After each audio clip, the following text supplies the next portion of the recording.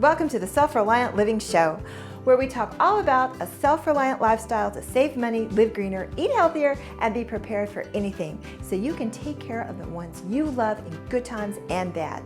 I'm your host, Jennifer Osich, a homeschooling mom of 3 boys. I'm the author of the Preparedness Planner series, and my husband and I are the lead teachers of Self-Reliant School, a website dedicated to giving you the skills and confidence to take care of yourself and your community. Be sure to stop by and pick up your free videos from inside Self-Reliant School that will get you started growing, cooking, and preserving your own food today. You can pick these up at selfreliantschool.com/free. Now, on with the show. Welcome to the Self-Reliant Living Show.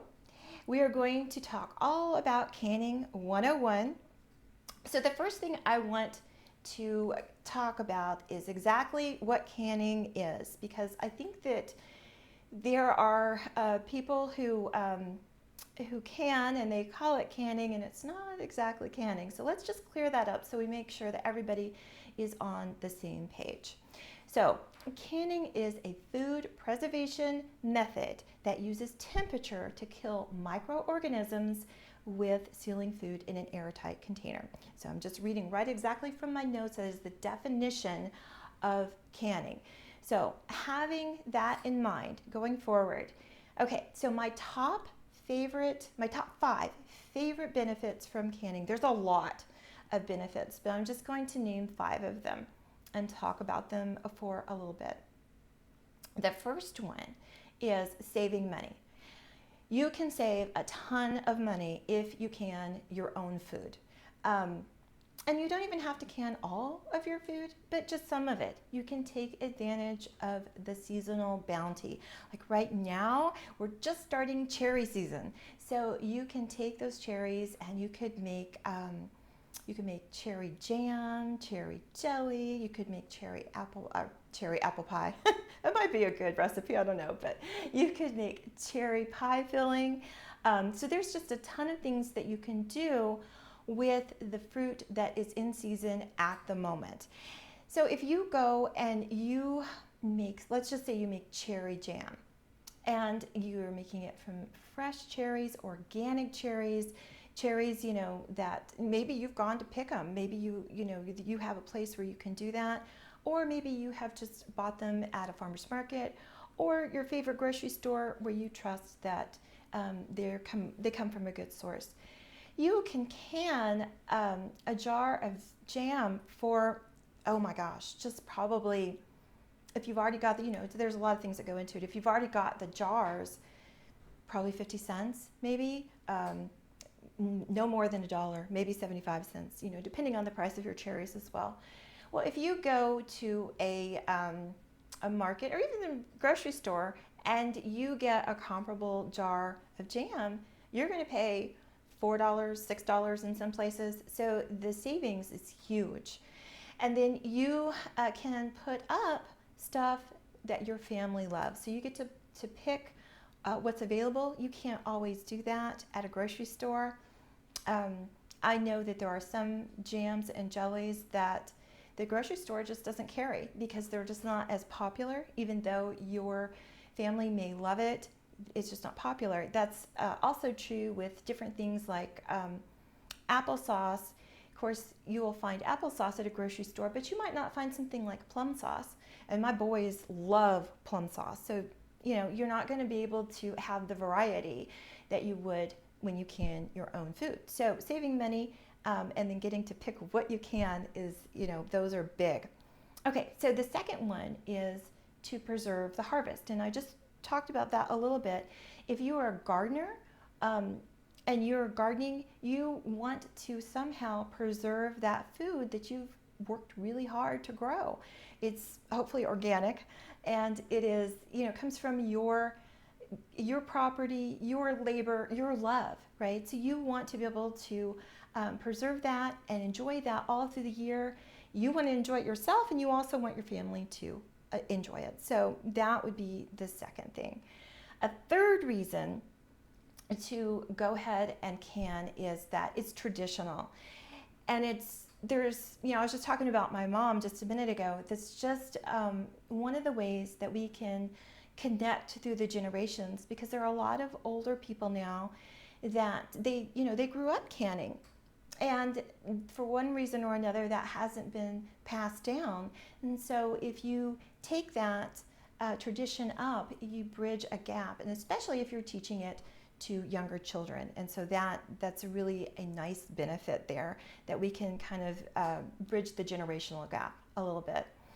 And then of course it's friendly to the earth if you can your own food, especially if you've grown it, because you are saving fossil fuel. You don't have to pay a company to harvest whatever you're canning. They harvest the food and then ship it to the grocery store and ship it to the factory. So you're saving a lot in fossil fuel and adding to your own sustainability.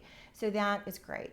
Okay, so and the fifth one, probably my favorite, is the taste, because once you have had canned, just say peaches, for example, once you've had your own canned peaches, you'll just never go back to what you can buy in the grocery store. They're just not as good. And the thing is that it makes me really happy to say that. But when we run out of peaches, it's a sad, sad thing, because my children will not eat any other form of canned peaches. They will only eat the canned peaches that I can for them. So, but it is that phenomenal, the taste, and it's that different too. If you've never had something like, and this is not just for peaches, it's for jams and it's for vegetables, it's for, everything really. It's just so much better tasting, really it is. So if you're not convinced yet, there are more reasons to can, but we are going to move on. Those I think are the most important ones and my favorite ones. So, but maybe we'll convince you as we go along. So what is your favorite reason for canning? If you could just go ahead and comment. And I'm going to take a look again at the comments, because we are broadcasting live on Facebook and Periscope, but I'm just going to look really quick and see if I can see who is commenting here. And okay, so we have so we have some people asking some questions. What should I know about pressure canning soup? Okay, so we're going to get to some of that. So let me go on and talk about the different methods that there are for canning, and we'll get to that soup question. There are two main ways to can your food, home can your food. There are actually more, but I'm just going to talk about the two most popular kinds, and then if there's questions about other kinds, you can leave those in the comments and I will address those. But let's just get to the two main methods of canning. One, the first one, and probably the easiest one, and the one you've probably heard of before, is water bath canning. And what that is you take your food, you put it in jars, and then you take those jars and you put it in a pot. And the pot is pretty big, and it just looks like a regular pot. And you put it on the stove and you boil the water in it.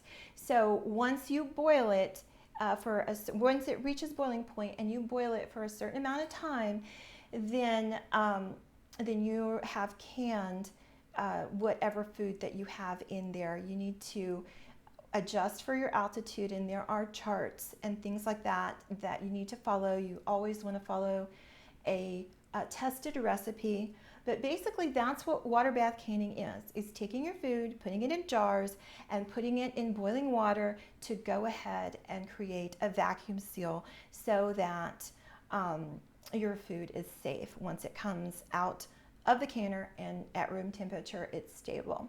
Okay, so that method relies on boiling water. So the second method is called pressure canning. And what you do here is you use pressure to have the food go up to a certain temperature so that it is safe to eat. It kills all the bacteria that could be in there and all of the spores. And so that is the second method. And so now I see that there are some questions about, okay, well, what method do I use and how do I know? Okay, so first of all, let me explain what a pressure canner looks like so you will know what it looks like. I had somebody look at a picture I had on the blog one time, and they were like, what the heck is that? Is it something out of like a science lab or something? And it's not. It's just that it has, the one that I have is an All-American, and it has the gauge on the top, and then it has the weight on the top. And so it looks a little intimidating, and there are some stories about pressure canners exploding, and I've heard those stories, but rest assured that those are things that you really, really have to ignore it for that to happen. With today's canners, you know, it's really hard to make them explode. Okay, so let's get to when you should use which method. Water bath canning, you need to use high acid foods. So things like fruit and things that have vinegar in them, like if you're pickling something, then you can use a water bath canner to can those foods. They have a high level of acid, and so therefore that helps kill the bacteria in there. Actually, the bacteria can't grow in that environment, and so it's safe to can high acid foods in a water bath canner. Okay, so for a pressure canner, that's what you want to use with your low acid food, and that's most vegetables like green beans and corn and things like that. And the reason that you have to use a different method for canning those low acid foods is that the temperature has to reach a certain, you have to reach a certain temperature, I should say, to kill the botulism spores that could be in your food. And so because it's a low acid food, botulism can grow in that environment. So we need to get the temperature up high enough to take care of those and kill those. And so that is the reason that the lower acid foods need to be pressure canned, because when you can with pressure, you're able to reach higher temperatures than you are with boiling water. So that's kind of the difference between the two and when you should use them. So you want to make sure that the food that you're canning is high acid when you use a water bath canner, and then the lower acid foods, then you could use your pressure canner. Okay, so let's go ahead and move on to safety. And the one thing I want to talk about here before we get into the foods that you cannot can is there is a method called dry canning. And that is not what we're talking about. We are not talking about dry canning. That is not a safe canning method. So I just want to stress that if you've heard of that, or if you are trying to research that is not a safe canning method. Now, you can use the oven to vacuum seal. I don't recommend it, but if you don't have a vacuum sealer, you could use it to vacuum seal things like flour, dry ingredients, rice, things like that. But dry canning or oven canning is not a safe canning method, and I do not recommend it. Okay, so some of the foods that you should never ever can. Here we go. All right, the first one is foods that are high in fat. Okay, so you would never can oil, right? So then also that goes to reason that you would not can a recipe that has a lot of fat in it. So that's one thing you should never can. Another example would be something like mayonnaise. You would not can mayonnaise. That is not on the list of safe things to can. Okay, the next one is dairy and eggs.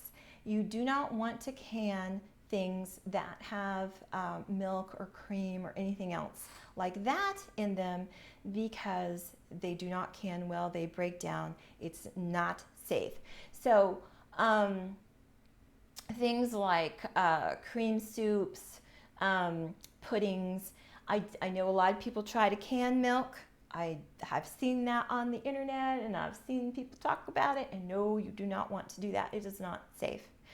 If you have extra milk, you can put it in the freezer, and then there's some other things you can do about it, which we won't talk about today, but canning is not what you want to do with it. And it'll make it taste weird too. You just don't want to do that. You would be wasting your milk. Okay.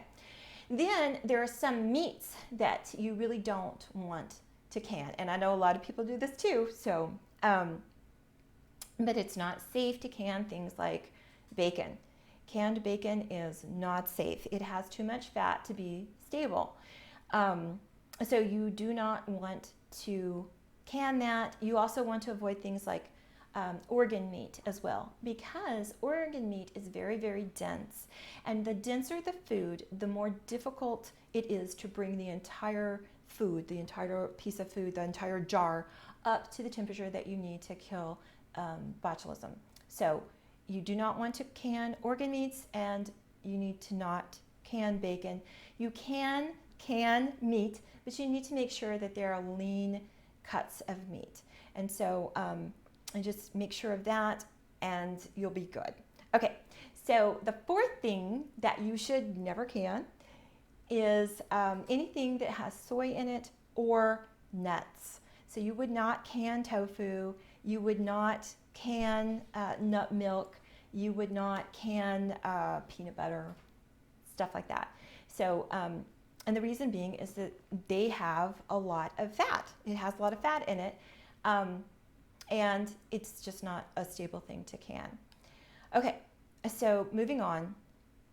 The next thing that you should never can are things with wheat and grains in them.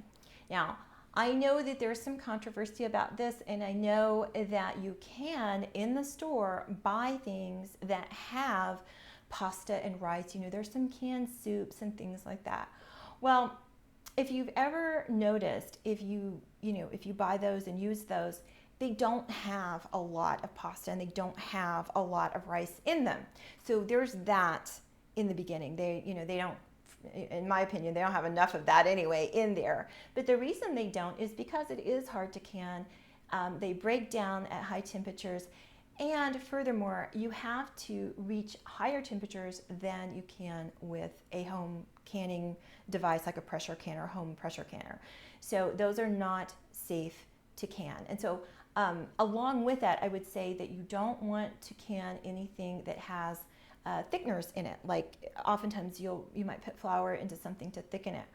Do not can that if you put flour in it. Just go ahead and if you want to can something and then you think it needs to be thickened, go ahead, can it without the thickener, and then once you're ready to use it, go ahead and put it in your pot and then add the thickener.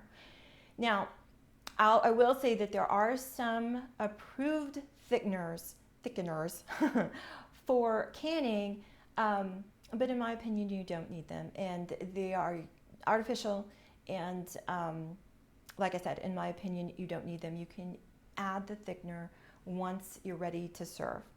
Okay, so, and then there are, believe it or not, there are certain vegetables that you probably don't want to can, and those things include broccoli, Brussels sprouts. Now you can pickled Brussels sprouts. I'm having to go really slow. Can. You can Brussels sprouts that are pickled, or cabbage that's pickled, things like that. But if you can them in a pressure canner, you're just going to wind up with a mush, because it's just broccoli especially. Brussels sprouts are real thick. So that, again, we go back to the needing to get the temperature high enough to kill the botulism spores, and it's very difficult to do that with things like Brussels sprouts or things like pureed pumpkin. I see a lot of this too on the internet and where have you, where people are saying, oh, I canned pumpkin puree. That is not safe. You cannot get the temperature up high enough because the pumpkin puree is dense at that point, and you cannot get the temperature in the middle of that jar high enough to kill the botulism spores. So that's not a practice that you want to get into doing. If you want to have pumpkin or butternut squash or something like that, what you can do is you can can that in chunks. And then once you're ready to use it, dump that out and then mash it up. And at that point, it's really easy to mash up, and then you have your pureed pumpkin or squash. But you do not want to can it in that state. You want to do that in chunks. Okay, so, and there's some fruit that you do not want to can.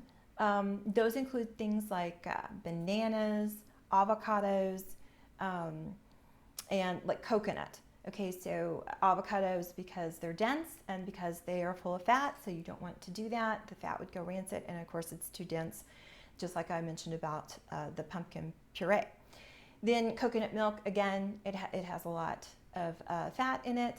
And then bananas, they're dense. So that's just kind of a rule of thumb. You know, you need to think about how dense it is and how much fat it has in it before you think about canning it.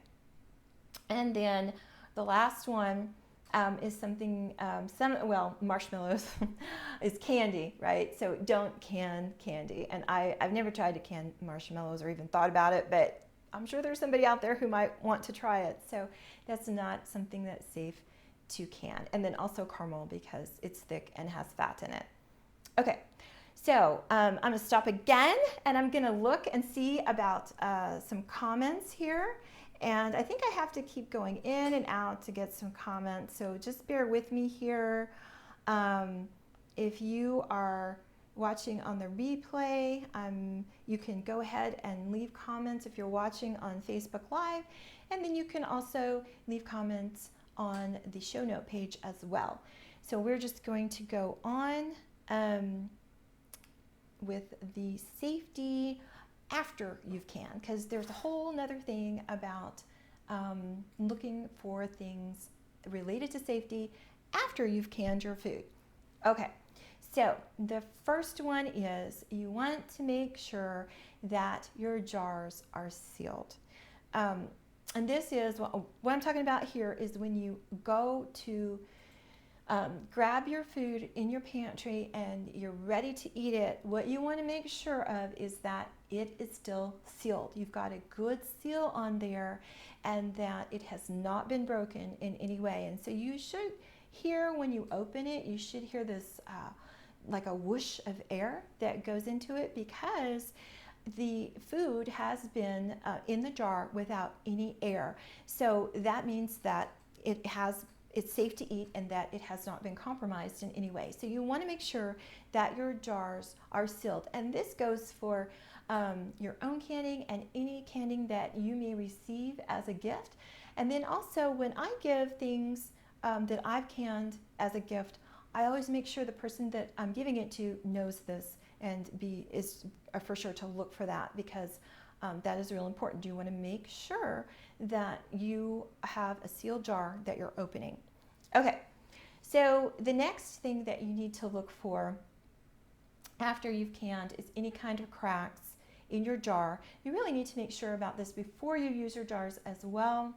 The other day I got a jar out, and I had it on the counter and I was putting water in it. And all of a sudden there was water all over the counter and I couldn't figure out what was going on. And then I saw that it had a crack in it and it was leaking from the bottom. And I was like, oh my, that's not supposed to happen. So you need to make sure that you don't start with cracked jars, but then also when you go to open it, you don't have any cracks at all, because that will let the air in and that will cause your food to go rancid or bad. So you don't want to have any cracked jars. Okay, now there's also a lot of controversy about this next one, but I'm just going to tell you about what I think and what's recommended, and that is that canned food does have a shelf life in the sense that there is a period of time where it just loses all nutrition, and it's just not really good to eat. It may be safe to eat in terms of not making you sick, or may not. So my point is that you need to have a cutoff for how long you're going to keep canned food. And it's recommended that it should not be kept over a year. Now, I know some people go longer than that, but that is the recommended time, is 1 year, because that, that's what they used to do, back in the pioneer days, is put up for the winter, and then when the new year came, they would can again. And you want your jars too for your new crop. So be sure to discard what you don't use, or give it away or use it up.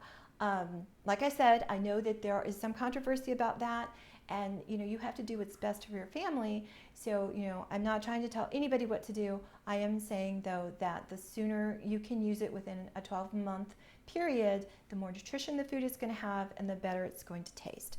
So that is something that you need to look for. And then beyond that, you really need to look out for the compromised seals and cracks and that sort of thing. Okay, so the next thing is when you take your jars out of the canner, so after you've canned, you need to make sure that they all have a seal. And if you've been around people who can, you may have heard them talk about the ping, and that is just like the most wonderful noise to people who are canners, the ping sound. You could almost do like a little jig to the ping sound, because you're just so happy to hear it, because that means that your canning worked and your jars are sealing. So you want to make sure that your jars have sealed. Now, you will not always hear that ping for whatever reason. It depends on temperatures in your house and pressure and all of that sort of thing. But you want to leave them on your counter for at least 8 hours, usually like 12 or longer, no more than 24 before you check. Okay, so then you want to check your jars and make sure that they have a seal on them, and make sure that you are good to go in terms of them being airtight. If you see that a jar has been compromised or doesn't have a seal, then you need to get that food into the refrigerator ASAP. And then you can just use that first, and it'll be fine in the refrigerator. Okay, so that is a big one, to make sure after you've canned, your jars are sealed, because you don't want to be eating things that did not seal initially. Definitely not, and certainly don't want to be giving any of those away. Okay, so let's talk about storing your canned goods properly, because this is another safety issue. You want to store your canned goods with the ring off. And the reason is that if you seal them with the ring on, depending on pressure and your atmosphere, where you store them, all of that, what the lid might do is to, it's not necessarily going to reseal. That's not exactly the right terminology, because it's not going to create another vacuum seal. You're going to let air in, but the jar might appear as if it has resealed itself. And so if the ring is on there, it's applying some pressure there, so that you're not going to be able to tell that that lid has been compromised. So you do not want to store your jars with the ring on it. You want to have the lid on, of course, but not the ring, because that's what puts the pressure on the lid. And if that has, if the lid, the seal, has been compromised, then it could add pressure, and it could appear that the lid had never been compromised, and you don't want that, because that's bad territory there with your food. That's playing games with your family's health and your health that you just don't want to play. So the thing is that you need to store your jars without the ring. And then if a lid does come off or unsealed, then you'll know right away, because there's no pressure at all that is making that lid stick to the ring of the jar. Okay, so, and along the same lines, you want to make sure that you never stack your jars on top of each other. for the same exact reason, because if the seal comes off, then you're not going to know about it because or you may not know about it because the jars on top are heavy and they are pushing that lid down, and the lid may appear to become resealed, whereas it has already been compromised and air has gotten in around your food. So those are the reasons that you want to store all of your canned goods without the ring, and then you don't want to stack them. There are some special devices that you can get to stack canning jars that take the pressure off of the jar underneath. And so you can look for those sorts of things, but when you're just putting cans or jars in your pantry, you do never want to store them on top of each other. Okay, so then let's talk about a little bit about getting started. If you're just brand new at canning, where do you start? Because I just went through all this safety, and I'm sure that you're just thinking, oh my gosh, I can't remember all this and I don't want to make a mistake, and you're just kind of overwhelmed. Because I know I was, when I started canning, I was overwhelmed with all this, and I was a little apprehensive, and I didn't want to blow anything up, and more importantly, I didn't want to make anybody sick. I just was really scared of that. So let me just reassure you that if you follow the safety rules, canning is super easy. It really is, and it's really fun, and it's a great sense of accomplishment. So before we get into the actual getting started, I'm going to check really quick here on the comments and make sure that I'm not missing anything right away that y'all are talking about, asking questions. You can, of course, I love it when you talk to each other and answer each other's questions. That's wonderful. And if I do miss anything, I will go back and answer those questions later. And of course, you can always ask questions on the replay and also leave comments on the blog if you're on the show notes page. Okay, so getting started. So if you are new to canning, you've never canned before, I highly recommend that you start off with water bath canning, because I believe that that's the easiest, and there are a ton of recipes out there. And the biggest thing is you really don't need that much equipment. You just need, here we go, for water bath canning, all you need is a large pot, okay, a cloth, because you're going to put cloth in the bottom, some jars, some lids, and some rings. And that's it. That's all you need. You don't need any special device, any special pot.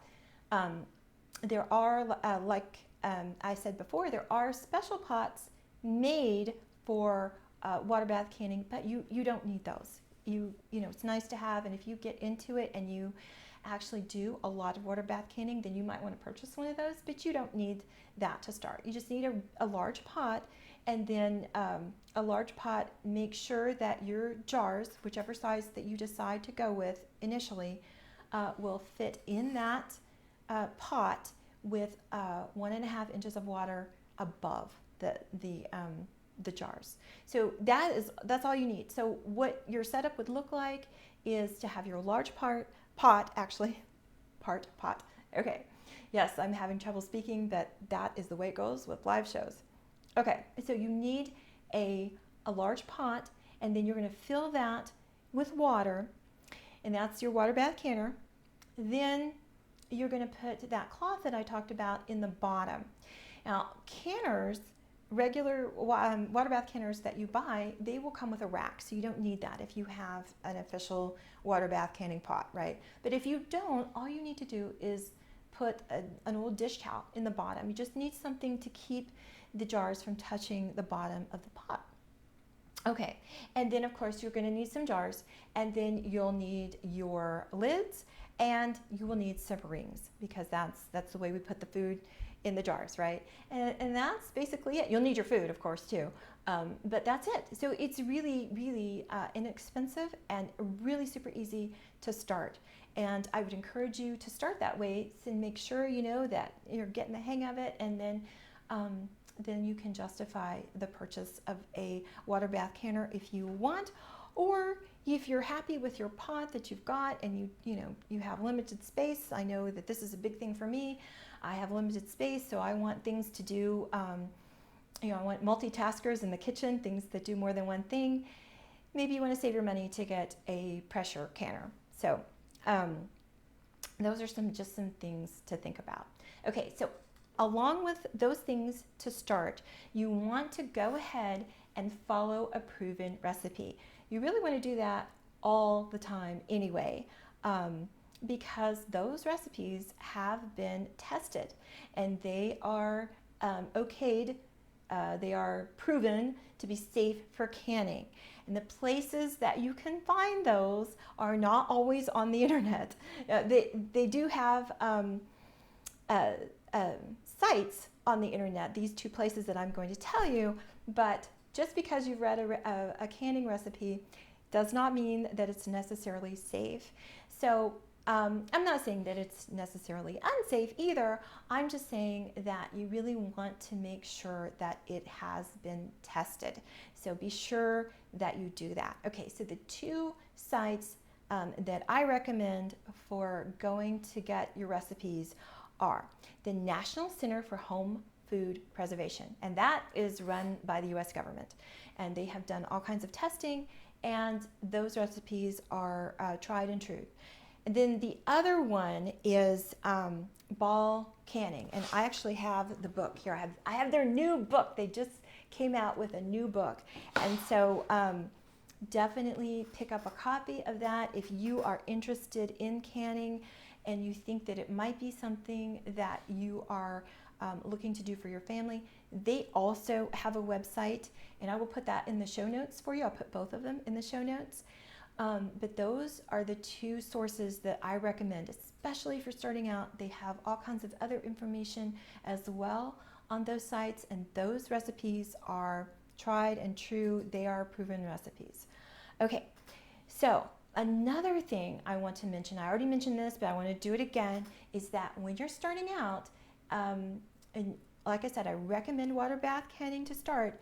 Make sure that you are canning food that has a high acid content. So you want to can only high acid foods when you're water bath canning. So when you're starting out, that would mean that you need to look for foods that have higher acid contents, and those are most fruits like mangoes, and I'm trying to think of the ones that you wouldn't put lemon juice in, but even so, the recipes will call for lemon juice if you need to add some acidity, or vinegar.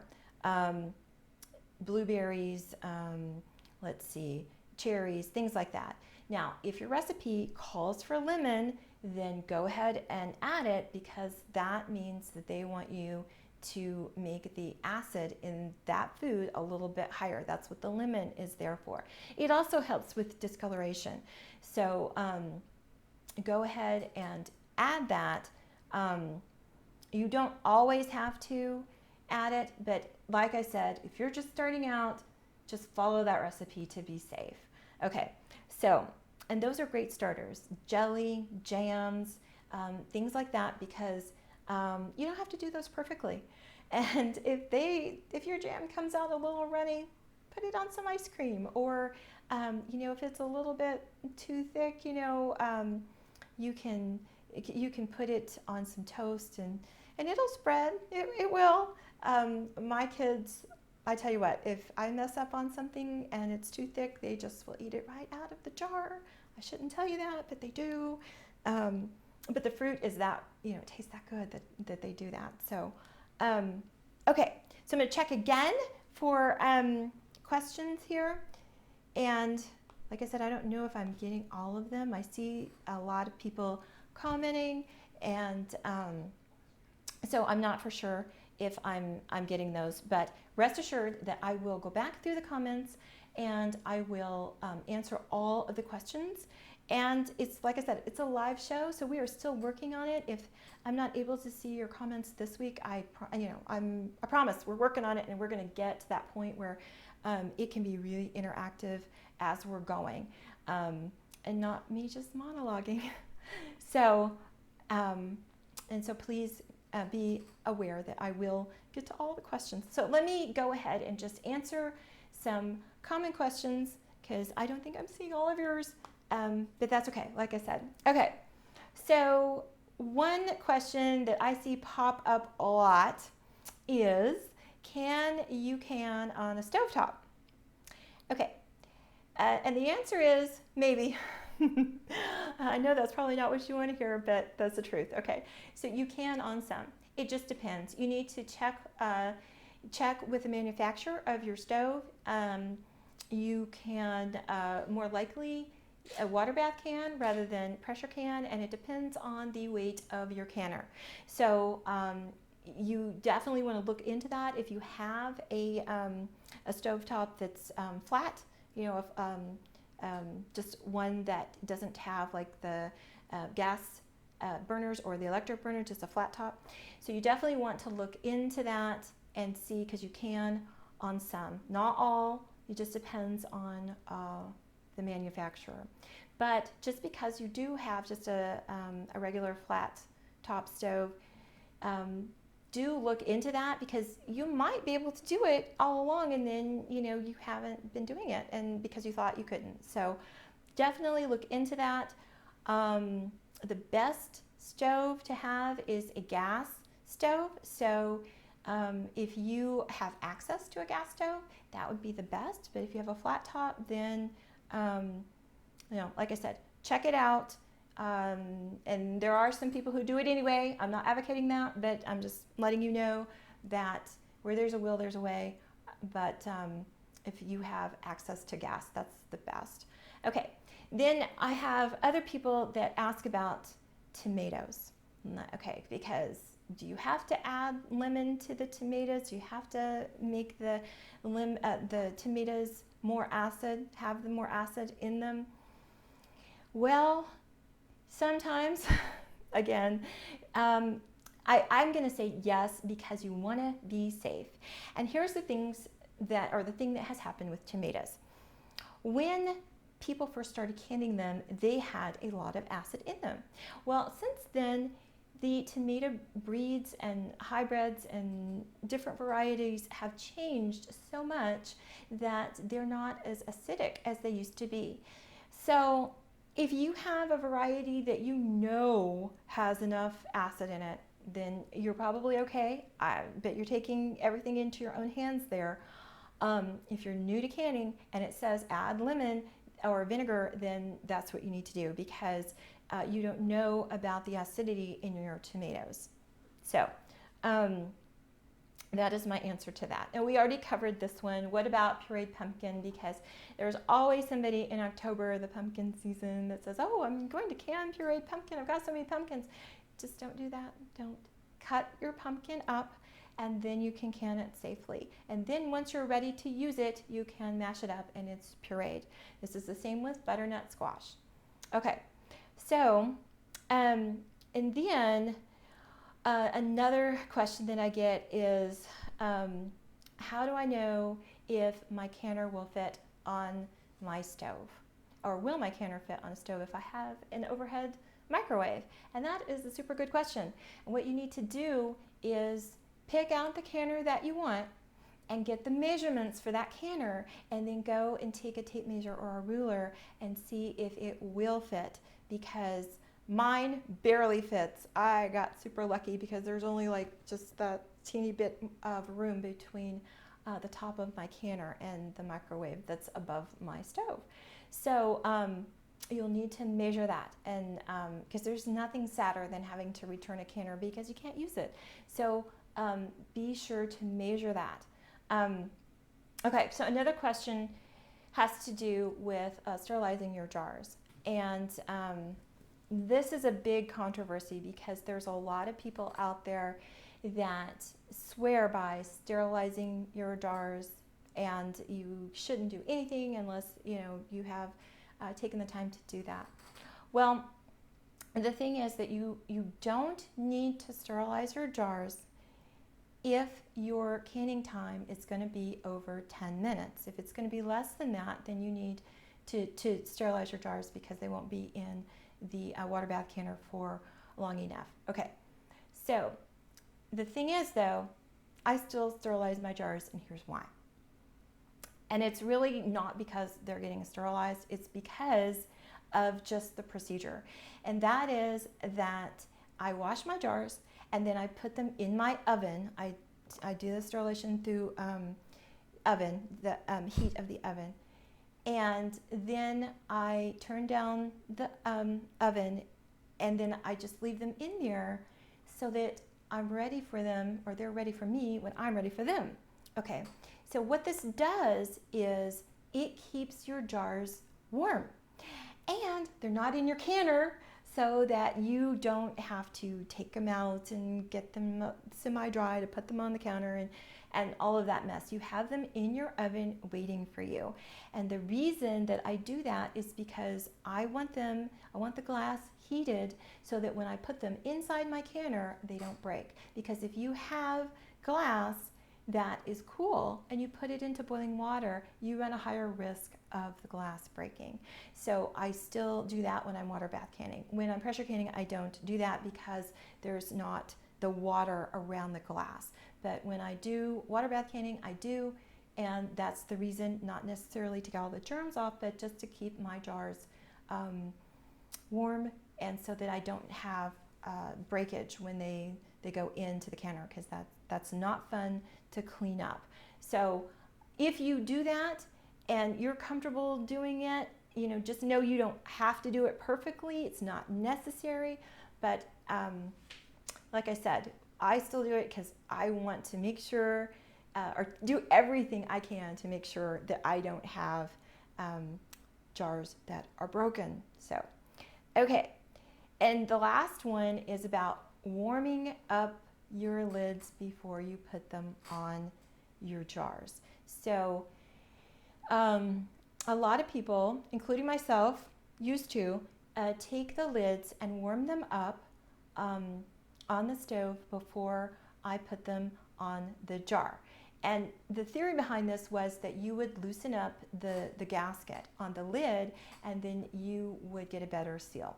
Well, I have called Ball Canning, and I have done a lot of research about this, and they do not recommend doing that. They recommend just washing your lids and setting them aside, and then when it's time to put them on your jars, just go ahead and do it. They don't have to come out of the water, anything like that, and then you're good to go. So they don't recommend doing that, and so that's just a step that I was doing, and now I don't do it anymore because they recommend not doing it. So we're good. So final thoughts. Okay, I'm going to check again for questions. Like I said, I think I'm not getting them, and I apologize for that, and I'm going to go back through these and make sure that I answer every single one. If you're watching on the replay or through iTunes, please go to the show notes and then leave your comments, questions, so that I can answer them, because I just love hearing from you, and that is that's a highlight when I hear from you guys. It's great. Okay.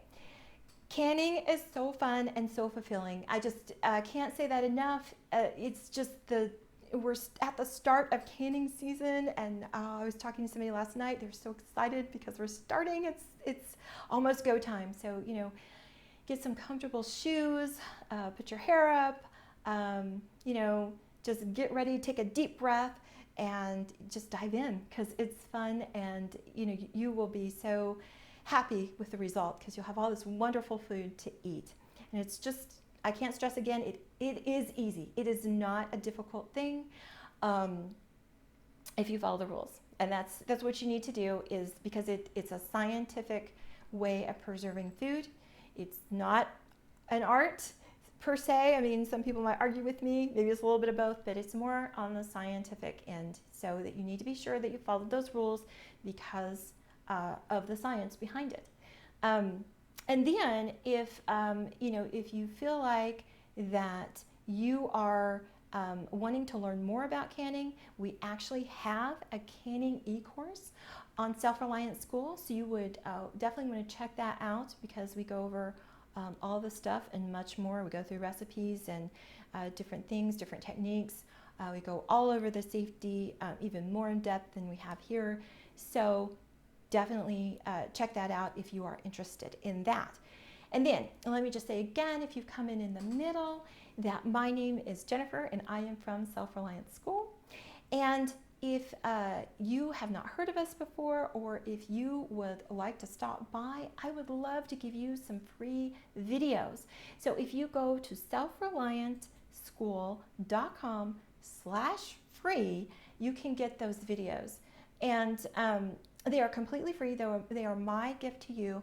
And there actually is a video in there about water bath canning and takes you through the whole process. So I would love for you to have that video in so that you can watch it and refer to it and get into the hang of water bath canning, because that's a great place to start. Okay, I'm going to look one more time just in case my technology here has been fixed, but I'm getting some of them, but not all of them.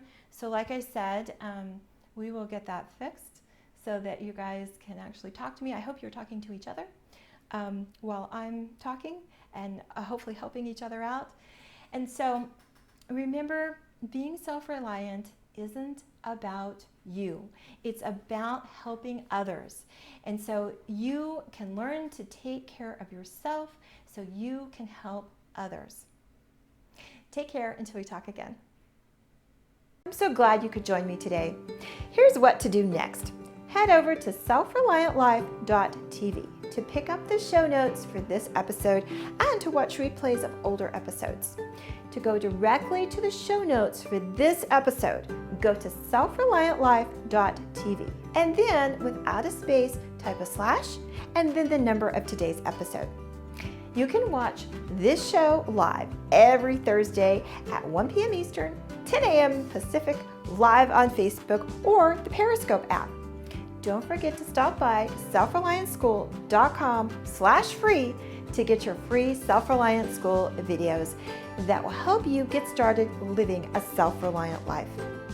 Also, if you're listening to this show as a podcast and you've liked what you've heard today, please subscribe through Stitcher, iTunes, or your favorite podcast app.